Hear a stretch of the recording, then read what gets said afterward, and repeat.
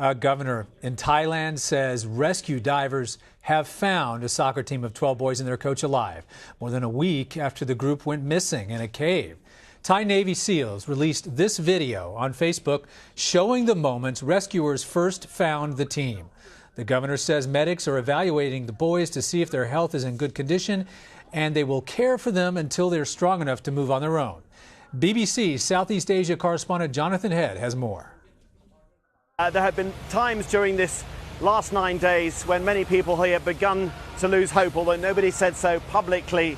The technical challenges which confronted the divers and at one point drove them right back to the entrance here with water coming up there made it seem almost impossible that they could find boys, after all, whose location they simply didn't know. They guessed where they'd probably gone. And with the most extraordinary determination, they've pushed on, countering very, very swift currents, zero visibility, really quite frightening conditions, even for experienced divers.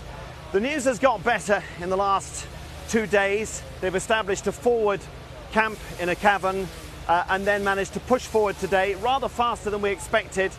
We spoke to divers a few hours ago who were definitely looking a lot more positive. What they knew was that they could get through to this area known as Pattaya Cave, where they guessed the boys were. What they didn't know was whether they would find them and whether they would be alive. And they have. They're alive and they've been found. We don't know their state of health, but the governor is saying they are all safe.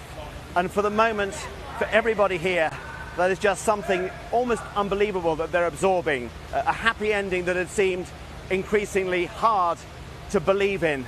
Now, of course, the challenge of getting them out has to be confronted. There are meetings taking place now to look at what their options are. Heavy rain is expected later this week. That could make the water in there a great deal more dangerous. You've got, as you can hear from these generators, constant pumping going on, bringing out huge amounts of water from the caves. They may opt to try to do that to get the boys out when they get the water levels down.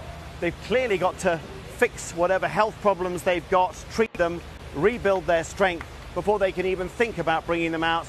Or they may consider trying somehow to give them rudimentary diving training and to bring them out along the guide ropes they've now established, but it is a very technically difficult way out. So that's a huge challenge, but for the moment this is the most extraordinary good news in a country which had wholeheartedly thrown itself behind this massive government effort to save the lives of these boys and their coach. Jonathan Head, BBC News for CBS News at Tham Luang Caves, northern Thailand.